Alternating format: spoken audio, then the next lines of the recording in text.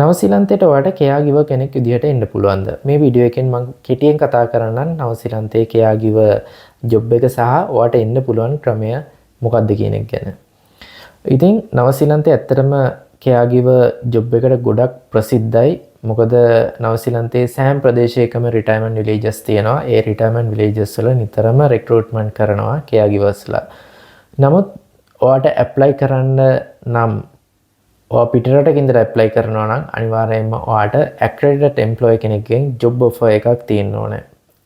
ඔයා නවසීලන්තයේ ඉඳලා apply කරනවා නම් ඔයාට qualification තියෙන්න ඕනේ ඒ job role එකට apply කරන්න. caregiver වලට accepted course තමයි certificate in health and well-being level 2, level 3 සහ level 4 කියලා තියෙනවා. ඉතින් level 2 එක මෙහි අවුරුදු 18 complete තියෙනවා නම් ඕනෑම කෙනෙකුට කරන්න පුළුවන්. level 2 එක. ඒ කියන්නේ level 2 එක entry level course එකක්. ඊට පස්සේ level 3 කරන්න පුළුවන්. ඊට පස්සේ advanced course එක level 4 කරන්න පුළුවන්. level 4 කරලා තියෙනවා නම් සහ ඔයාට අවුරුදු 2ක work experience තියෙනවා නම් නවසීලන්තේ ඔයාට PR pathway එකට apply කරන්න පුළුවන් පැහැදිලිව. ඉතින් පිටරටක ඉඳලා ස්පොන්සර්ෂිප් එකක් ගන්න ටිකක් අමාරුයි මේ කාලේ.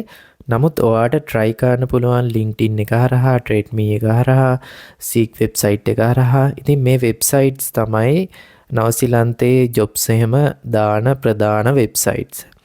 ඒ වගේම මට කීප දෙනෙක් හම්බෙලා තියෙනවා දැනට අවුරුදු 2-3කට කලින් නවසීලන්තේ ආපු අය. ඉතින් ඒ කට්ටිය ලංකාවේ නර්සින් කරලා තමයි එයාලගේ qualification assess කරගෙන නවසීලන්තයට caregiversලා විදිහට ඇවිල්ලා තියෙන්නේ.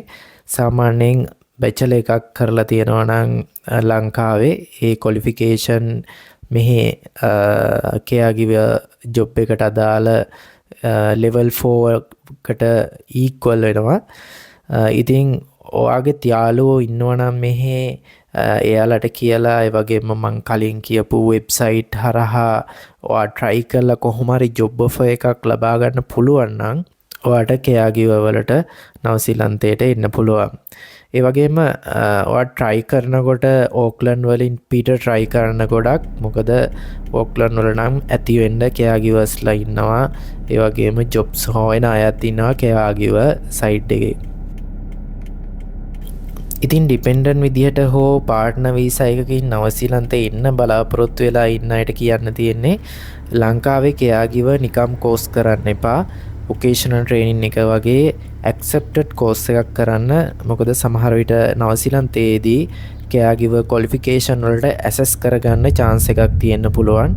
ඒ වගේම caregiver job එකට PR pathway එකක් තියෙනවා. ඒකින්ද හොඳට හොයලා බලලා කෝස් එකක් කරන්න කරනවා නම්. නමුත් මේ මම ඔයාට මේ වීඩියෝ එකෙන් කියන්න හැදුවේ මෙහෙම දෙයක් තියෙනවා කියලා. ඉතින් ඔයාට තව ටිකක් රිසර්ච් කරලා බලලා Google එකේ සර්ච් කරලා ChatGPT සර්ච් කරලා ඔයාගේ own research එකක් කරලා හොඳට ඇනලයිස් කරලා තීරණයක් ගන්න